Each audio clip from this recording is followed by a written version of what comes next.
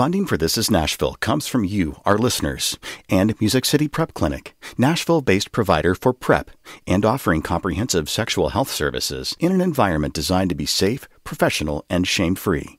Learn more at musiccityprep.org. Any other questions from committee members? Yes. The only question I have is, have you watched any of the Arts Commission meetings from this year? One. A recent one? 2 months ago. Okay. Oh, yes. Hey, dude, listen, I think that we all know this. I believe art unites people. And I believe that the city's on the right track to doing this. There's a mechanism there. I've watched just that one, and I don't really know a whole lot what's going on. But, at the end of the day, let's all be good people. Let brotherly love and sisterly love prevail. I'm Khalil Ekolona, and this is Nashville.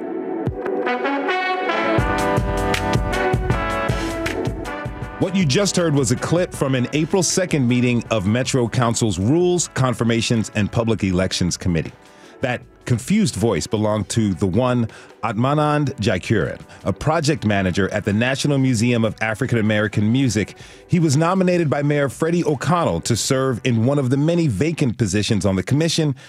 Let's just say the mayor's office decided to withdraw that nomination. While we aren't all in the running to be on the Arts Commission, we've all seemed to be having a difficult time following what exactly is happening over there. We're breaking that down this hour with the help of some key players in this situation. We want to talk about the structure of the commission and the department and how they interact with each other and the rest of Metro government. We reached out to several Metro Arts employees and did not receive a response. However, joining us now is WPLN's Char Daston, who's been following the latest leg of the drama since January. Welcome back, Char. Hi, Khalil. It's good to be back. Good to have you with us. Okay, we want to make sure listeners who have not been following along understand the different roles and responsibilities that the departments that they have, whom we're discussing today.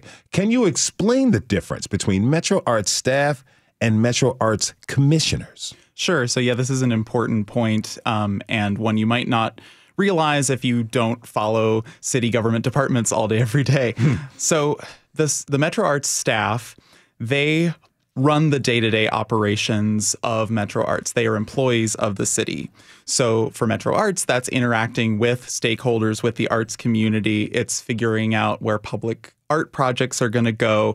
It's figuring out a funding formula for their annual grant cycle and figuring out how to spend their arts budget in a way that supports artists and audiences fairly. The commission are volunteers. They're appointed by the mayor and approved by the council. And their job is to oversee the department. They will meet once a month with some committee meetings in between, and they sign off on the staff's plans. They give the final sign off on public art projects and on the grant funding formulas once a year. They also have one employee, which is the executive director of Metro Arts. They decide who is the executive director, and that has been important recently because many on the commission have wanted to fire the current executive director, Daniel Singh.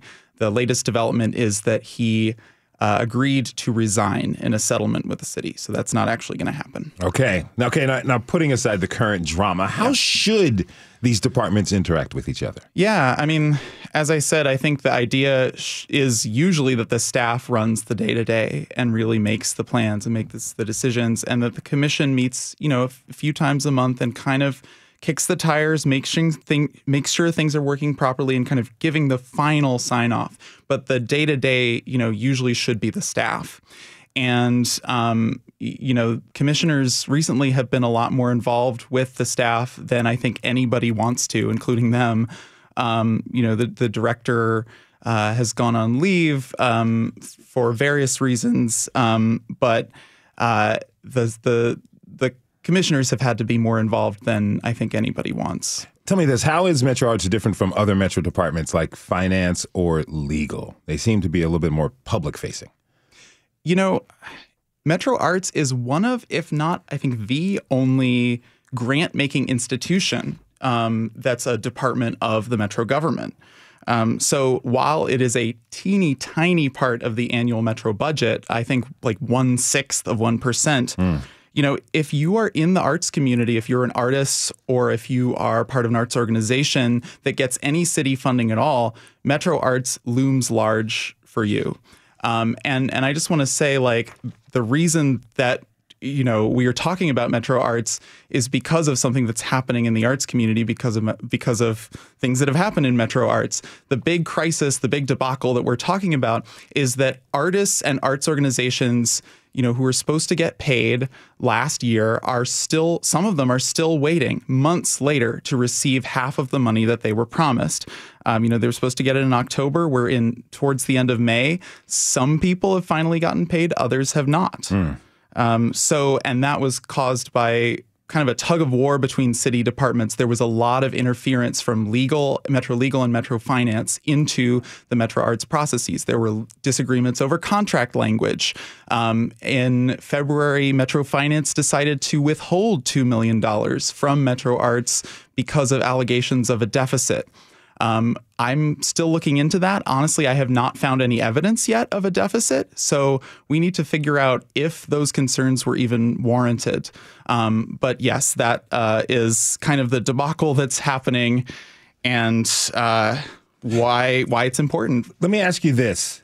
Now, I just heard from my producer that they announced, pardon me, that there is not a deficit, that there's a $48,000 surplus given. This is from the Metro Arts Commission. Okay, so news that we just got in, breaking news.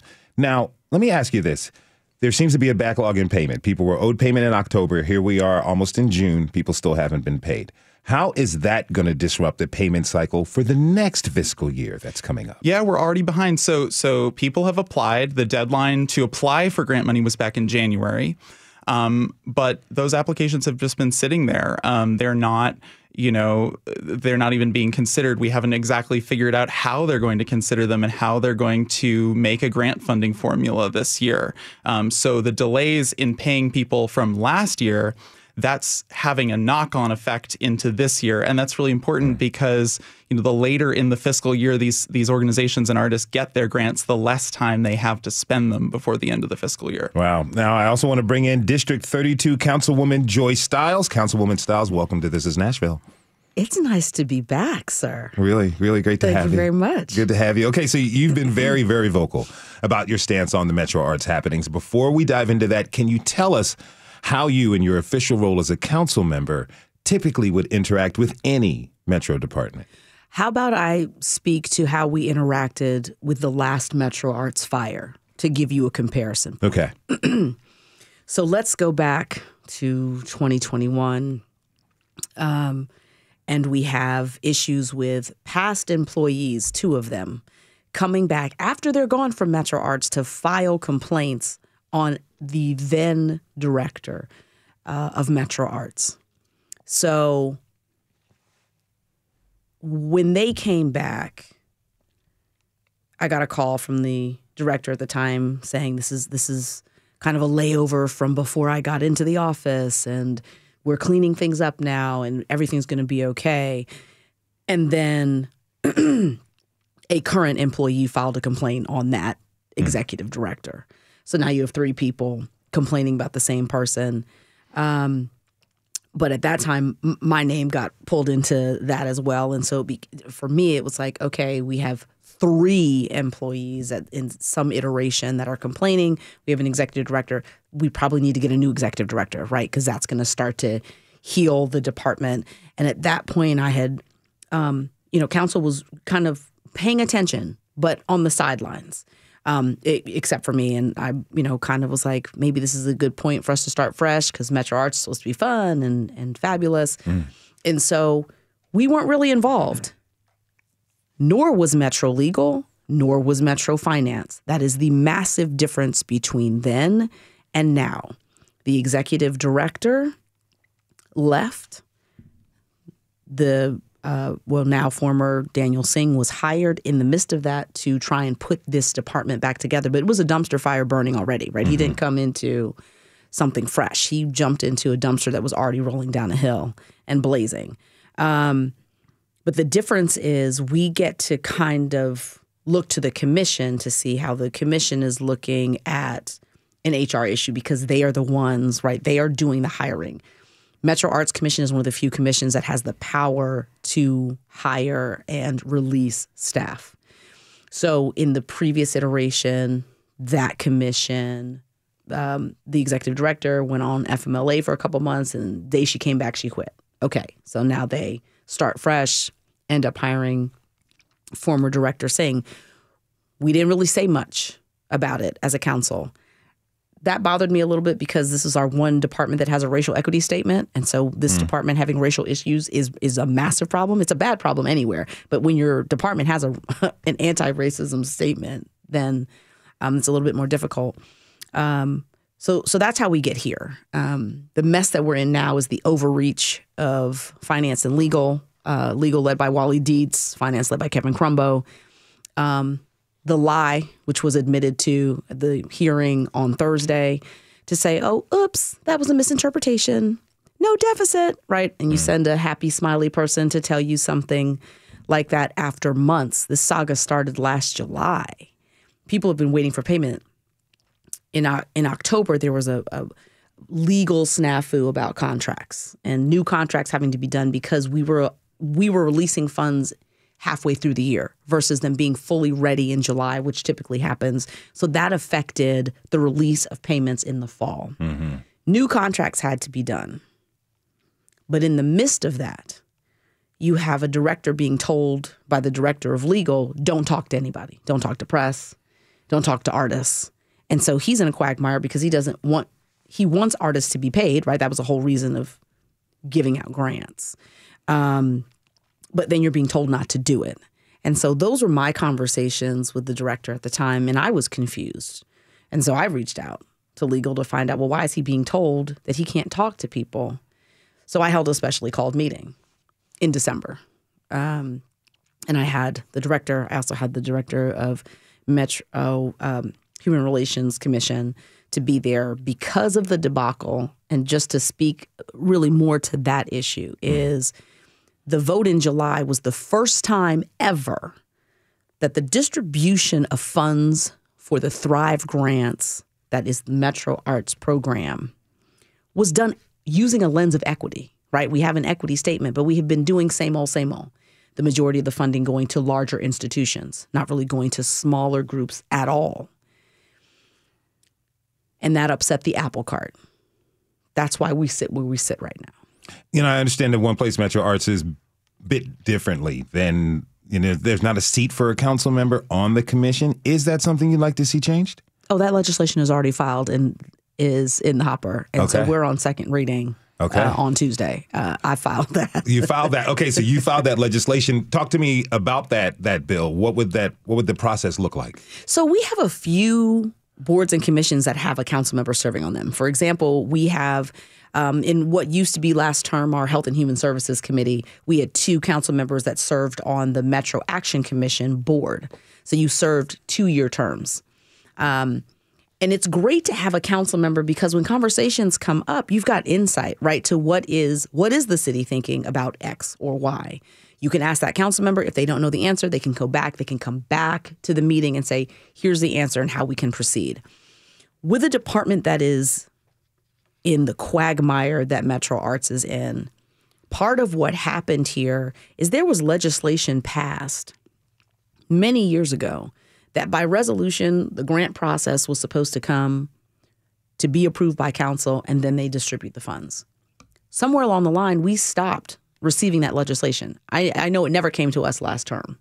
So the reason why I've created the ordinance that adds a council member, but it also says that we will approve the grant process. Mm-hmm. So whatever the new grant process is, it will come before us for 3 readings for the council to be good with it before anything else happens. And that is what's on second reading because we need to have a voice there. I'm also the chair of our Arts, Parks, Library, and Entertainment Committee. And so for us to have someone from the committee that can go and come back and give us an update so we know how things are going.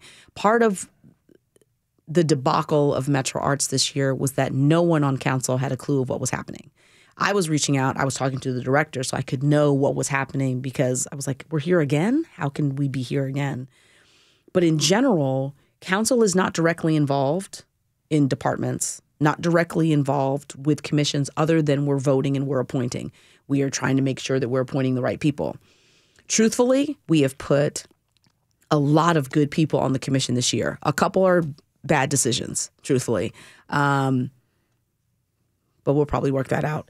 But we're moving in the right direction. If you're just tuning in, this is Nashville, and I'm your host, Khalil Ekalona. We're talking this hour about the Metro Arts Commission. My guests are Councilwoman Joy Stiles and WPLN's General Assignment Reporter, Char Daston. All right, so before we dig more into the controversy, I really want to get clear to our listeners what Metro Arts is and how it functions. This is from their website. Quote, Metro Arts Nashville Commission, or Metro Arts, is the Office of Arts and Culture for Nashville and Davidson County. We believe that arts drive a more vibrant and equitable community. We strive to ensure that all Nashvillians have access to a creative life through community investments, artist and organizational training, public art and creative placemaking coordination, and direct programs that involve residents in all forms of arts and culture, end quote. Couple of things that really stand out. Equity isn't really a part of the government's department's about page. Char, tell me how that plays into their work and everything that's going on today. Yeah, Metro Arts, I mean, it's important to say Metro Arts does have that as part of their mission statement, drive a vibrant and equitable community through the arts. But I don't think that's been Metro Arts's goal for the whole time they've been in existence. I mean, there's been really interesting data that I've seen that in the 50-year history of Metro Arts, about 71% of the grant money that they've given away have gone to the same 10 larger established organizations. And that leaves out, the individual artists who maybe don't have as many connections to these established organizations. They are more likely to be people of color. They're more likely to be from other marginalized communities. The problem is, now that Metro Arts realizes, okay, we have to do equity, there's disagreement about what that is. And part of the controversy this year is that Metro Arts, the commission, passed two funding formulas. One, funded a historic number of smaller organizations and individual marginalized artists. But to fund all that, they had to cut back pretty substantially from the larger and the mid-sized organizations. There are folks, in your next couple of segments, you're going to talk with Lydia Youssef, the director of the Al Mahaba Center, which serves Nashville's Arabic-speaking population.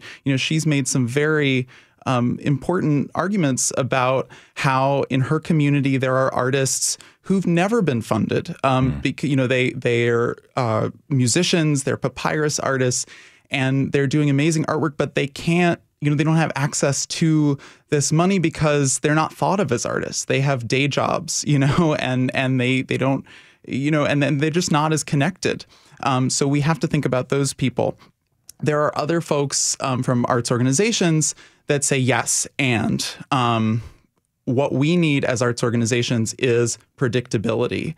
So we really need to know how much money we're going to have in advance before our season starts, because they plan their seasons ahead way in advance. And there are people who say, well, we serve the community too. We're also working on equity. So you might say, well, these are two visions of equity. Can we fund them both? And the answer right now is no. Because we just do not give enough money to the arts as a city. Let me ask you this. When you talk about some of the larger institutions, like name some specifics, like who are these larger legacy institutions, and are they, obviously they're legacy institutions because they've been around a while. Is that one of the reasons why they continue to get such focus when it comes to funding? I think so.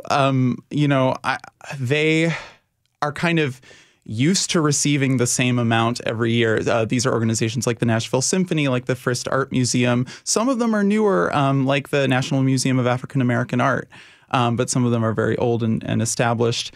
And they are kind of used to getting the same amount every year from Metro Arts. And I think the thing that really rattled these bigger organizations is that Daniel Singh at one point said that I'm going to pay you the same as I have in previous years. Then when the city didn't give him enough money to pay everybody, he said, well, I have to disappoint somebody. and I'm going to disappoint the bigger organizations so that I can fully fund the smaller organizations and individual artists. And I think that really rattled the bigger organizations because, again, they need that need that predictability. Councilwoman?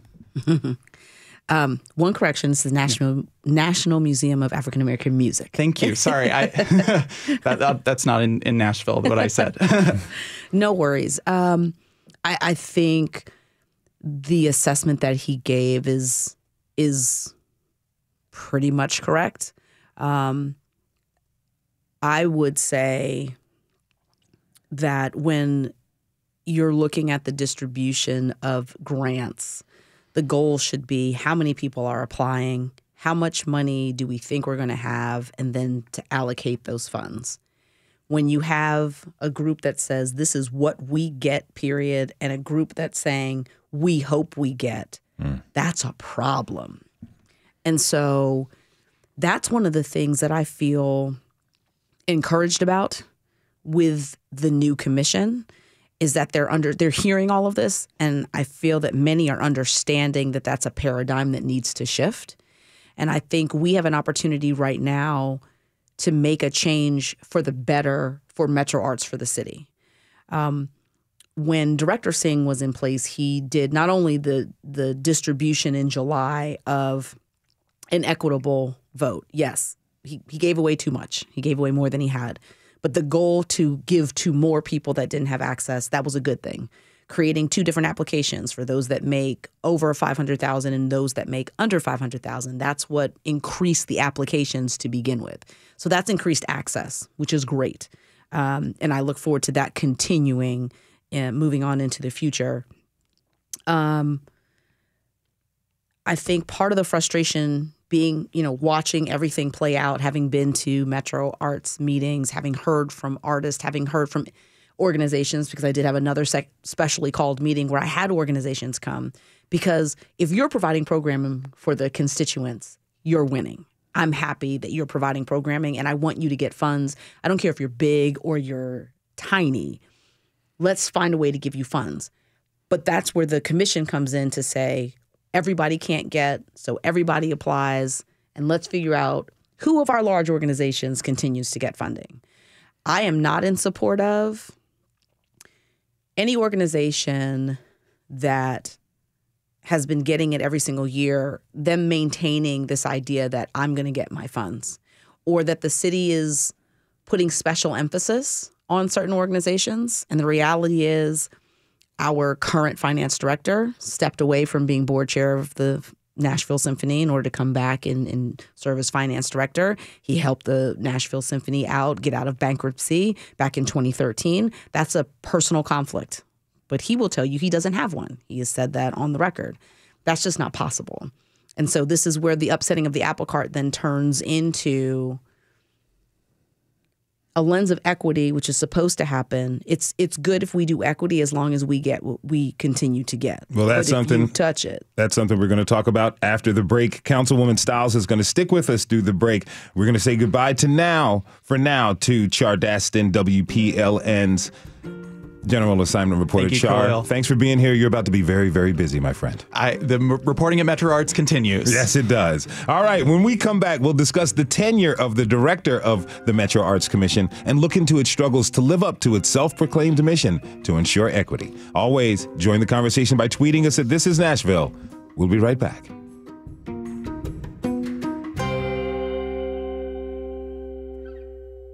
Funding for This Is Nashville comes from you, our listeners, and Music City Prep Clinic, Nashville-based provider for PrEP and offering comprehensive sexual health services in an environment designed to be safe, professional, and shame-free. Learn more at musiccityprep.org.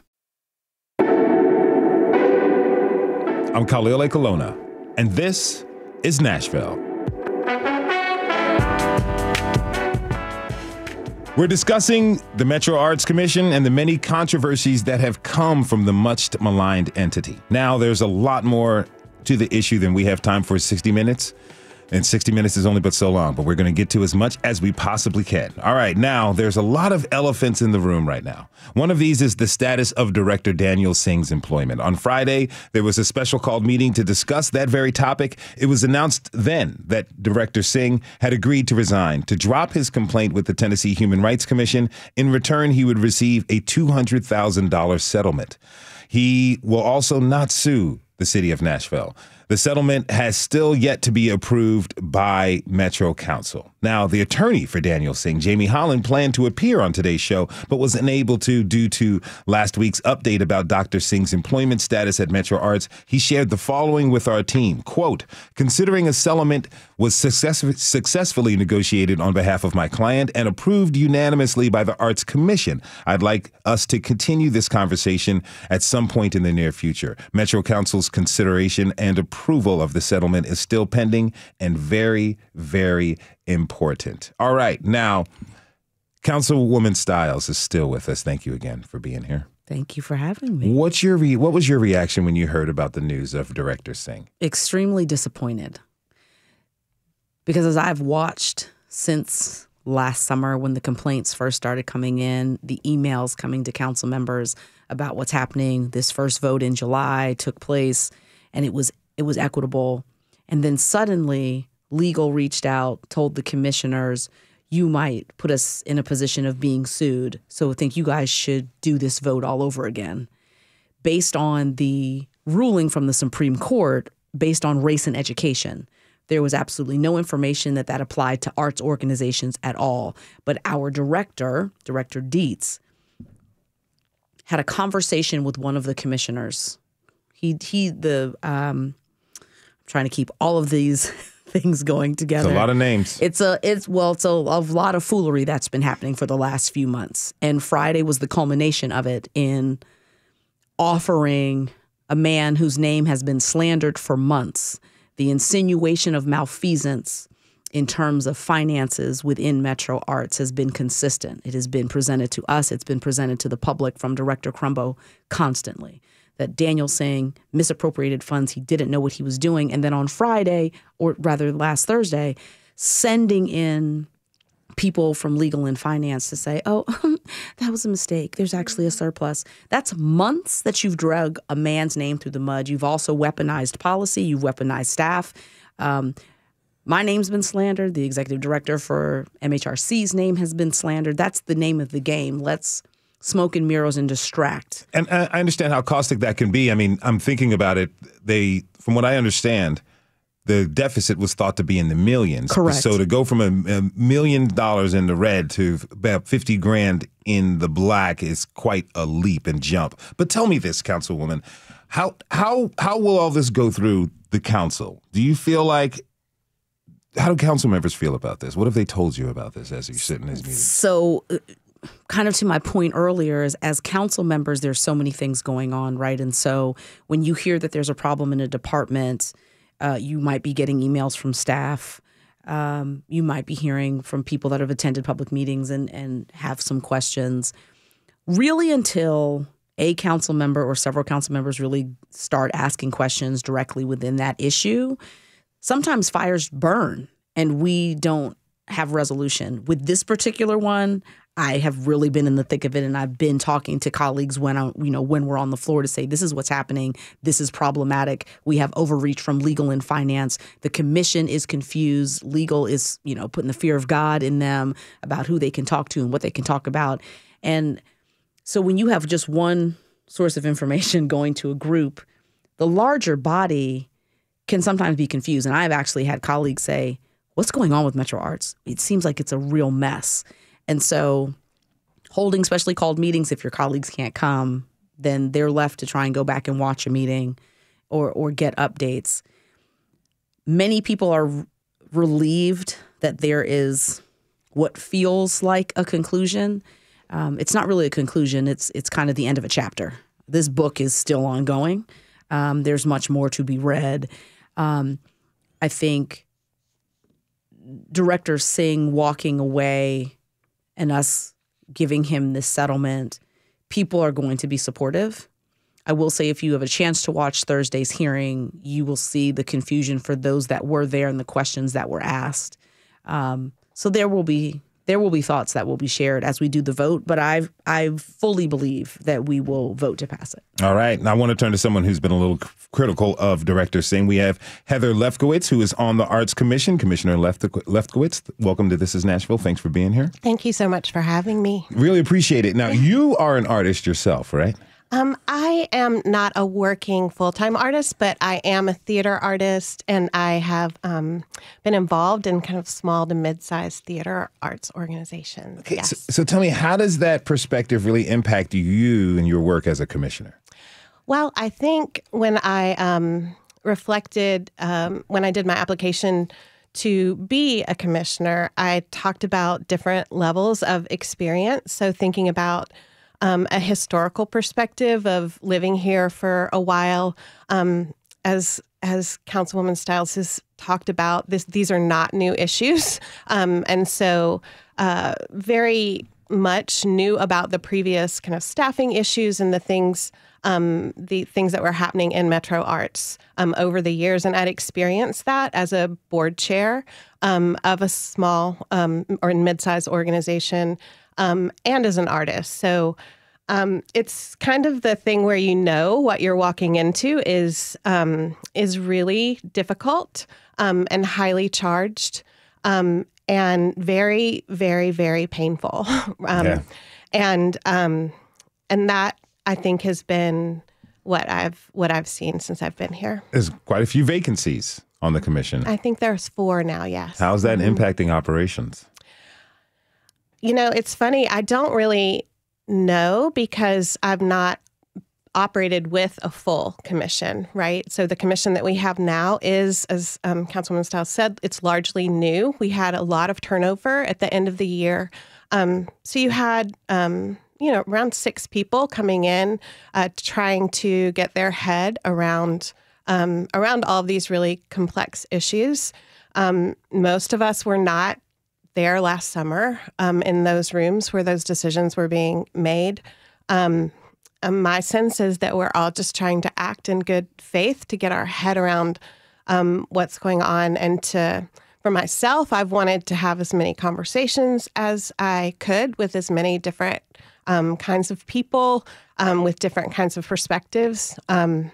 And that's been really valuable for me. This is Commissioner Wade from the May 16th meeting, which people believe would be the day you all would take the vote to fire Director Singh. Let's listen to that piece. We need to add something to an agenda coming up soon that talks about what then really and who then really does determine what this quorum is. Because, again, we will never be able to do work. And I'm sorry, I will not keep coming back here to not do work. Okay, it seems pretty significant that people sitting on a commission can't agree on what quorum is. Does that really speak to the divided commission, the high turnover, or is it the lack of training? Potentially all of the above? You've been on the commission for a year now, right? Oh, no. I've only been on the commission since January. Okay. And I will say that in the month between when I was asked and when I was confirmed, I had almost 40 conversations with people trying to get my head around some of these issues. I wanted to come in and be prepared. I do think, and I'm so happy that Councilwoman Sepulveda and the Rules Commission is looking at the boards and commissions in terms of thinking about training. I know the mayor's office is taking some action around boards and commissions, and I am fully supportive of that and am full of ideas just based on my recent experience for how that process could be improved. We are volunteers, and there are different levels, too, of ability. I work at a university. I have a fairly flexible schedule, and I've been able to put more time in this, I think. But many people can't do that. And so the hardships that might prevent people from serving on a board and commission, it's such a valuable thing to do, even though this has been one of the most difficult things I've ever experienced. I don't want to deter people from this kind of service because I think it's very important. I understand you're taking the service important. You're treating it with the respect that it calls for. And you happen to have the schedule that allows you to spend a lot of time on this. But Our producers have found stories of vacancies and people not really showing up for the roles that they were appointed to. Is it fair to say that in itself has caused this situation to drag out longer than it needed to? I mean, that's a good question. I think there are so many factors that have caused it to go on longer than it should have.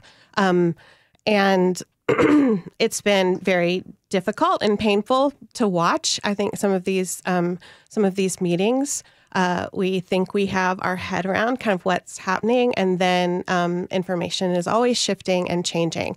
I do want to say, the lack of institutional memory on the part of the commission and the staff and the institution, to me, is just a huge problem. We also have a very new staff, right, in Metro Arts.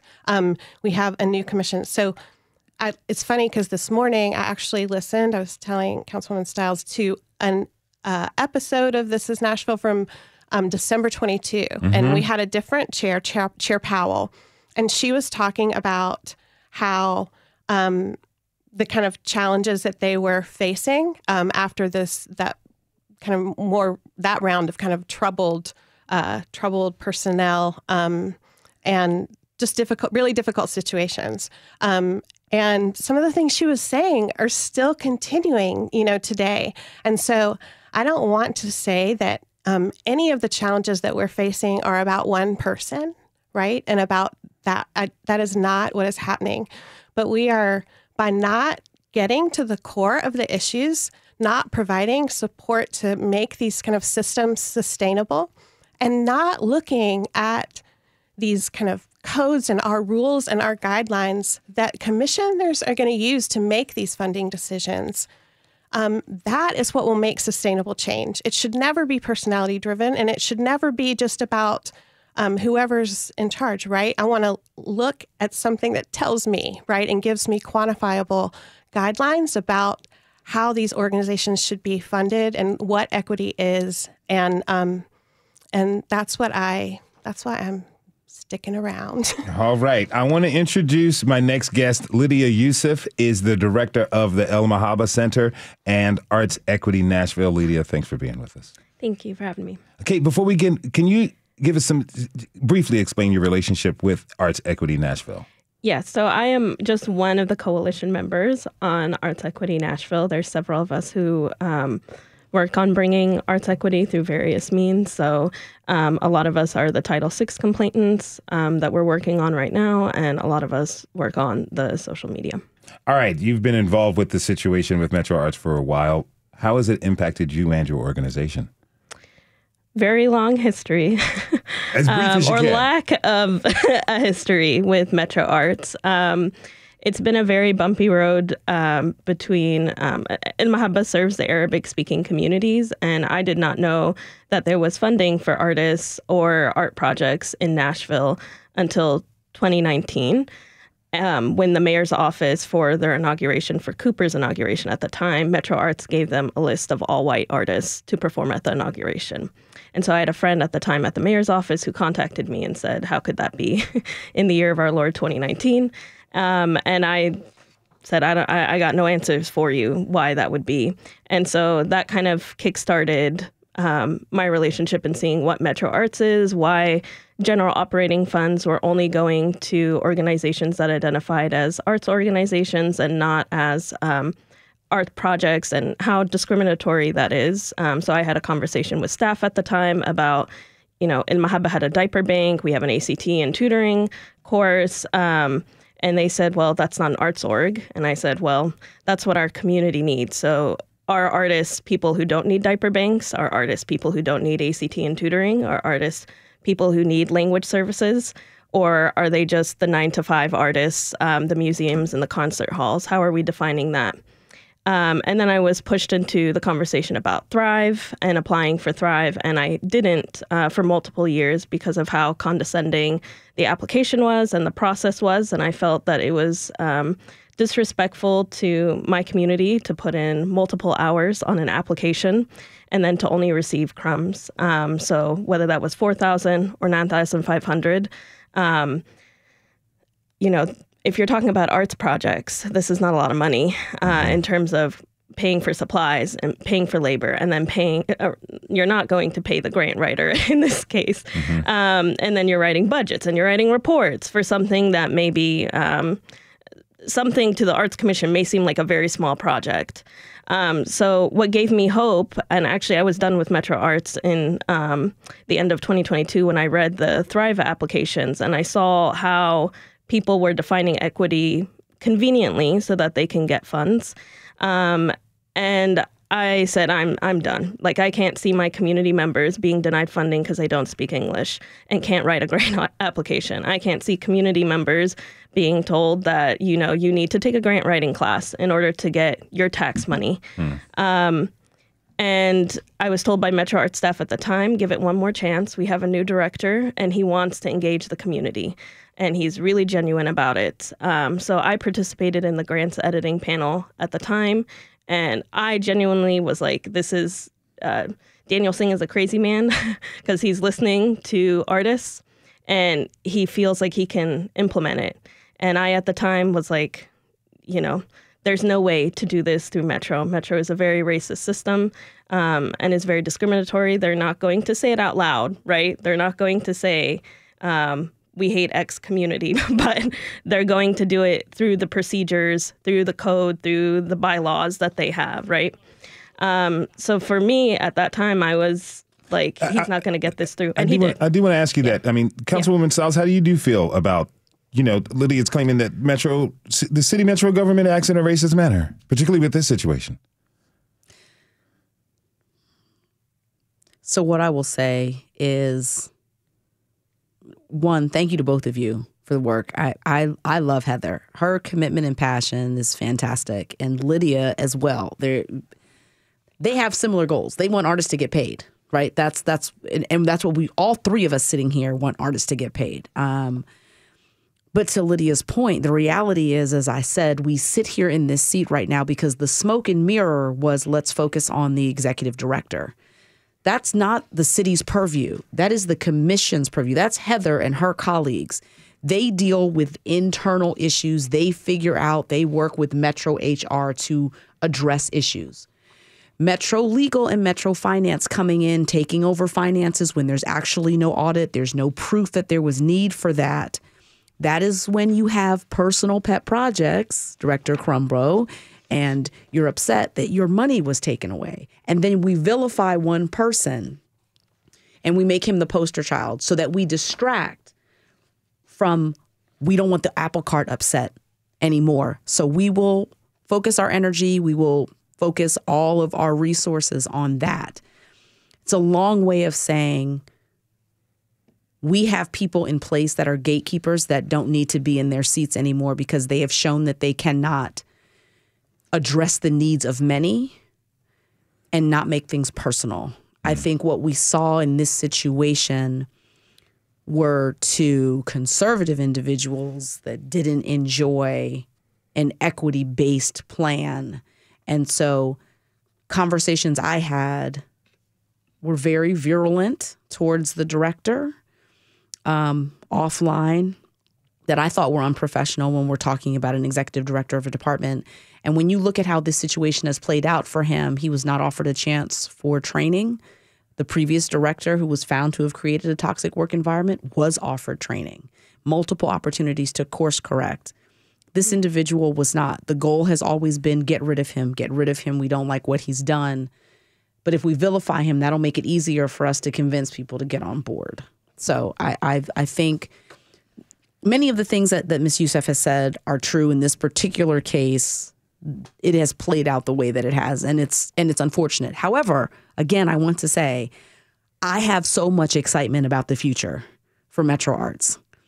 I genuinely believe with Ms. Lefkowitz and several other commissioners are truly committed to making sure that artists get paid, that the rubric is done correctly, which is why I'm fighting for $400,000 for them to do a true equity study. It was something that Director Singh even asked for back in December and was told last year when he wanted to do it, there wasn't any money and they wouldn't help him get it. But if we give that $400,000 to the Arts Commission, they will get to create a new rubric that will be used for equity moving forward. It doesn't fix where we are right now, but it fixes the future. And it gives people like Ms. Youssef hope that you don't just want to avoid dealing with Metro because you're never going to get an opportunity.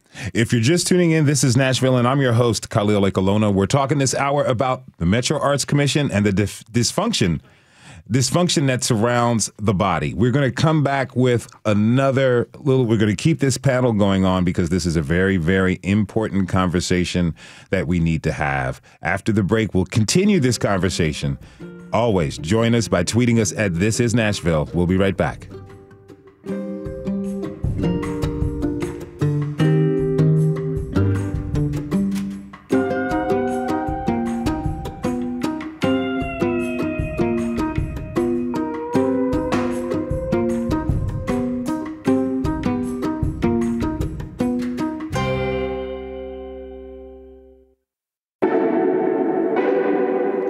I'm Khalil Ekolona, and this is Nashville.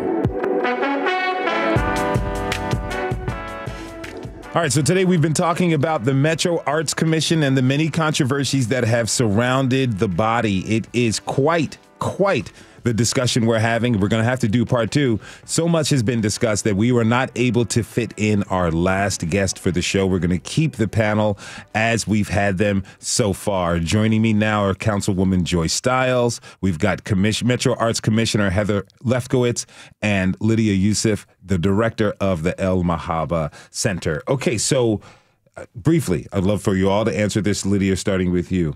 What will the new director's job be in terms of getting everyone on the same page? That means Metro Council, legal, finance, and all of this. What would you want to see happen?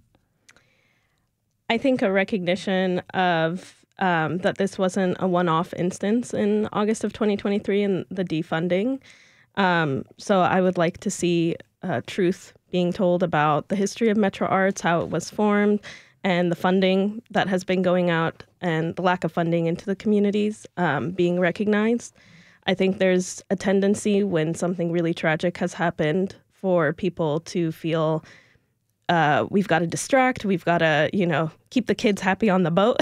Okay. But I think a lot of truth and honesty moving forward will bring healing, and I think not having an amnesia about what has been going on, so that this is part of a Metro system where we've seen HR complaints against equity workers and several BIPOC leaders. It's kind of like a formula now to collapse equity.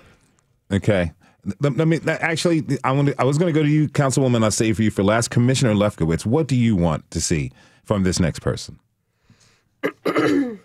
I think what I would like to see, and I think I'm pretty clear on this, is somebody who has kind of a restorative focus. So there is a lot of healing, and I don't mean that we need to sit in a circle and sing Kumbaya. I mean, to me, restorative work is really rigorous. And it involves high levels of accountability and high levels of support, and it requires somebody who can engage lots of different people in conversations, and it's rigorous, and it's also necessary. I think when you see the cycles of dysfunction continue, and in Metro Arts, we continue to see the outward outward conversations on equity, and internally there are issues, right? And so there's harm, right, that we need to talk about as a community that needs to be repaired. And that happens through policy, and it happens through changing our processes and our procedures and aligning things. And it also comes to me through a focus on this kind of restorative work. Again, I'm not talking about a Kumbaya moment, although I like Kumbaya. It's nice. But it's going to take us a while to get there, and it's going to take all of us working together and coming together around some consensus around what do we mean by equity. That's what Commissioner Powell was talking about. Let's quantify it. Let's put metrics to it. And that will not be easy, but I am here for that, right? And that's what I really, really want the next director to work on. Thank you very much. Look, I know we're not trying to sing Kumbaya, but it's Music City. I think the city would sound pretty good if we decided to harmonize that way. I've got less than 30 seconds left. Councilmember Stiles. The next director that the commission hires needs to have a background in understanding government, understanding budgets. It needs to, they need to understand staff, having a good idea of what they need in terms of staff, right? And I think Director Singh did a lot of great things, but I think staffing was not his strong suit, and he also made some bad calls.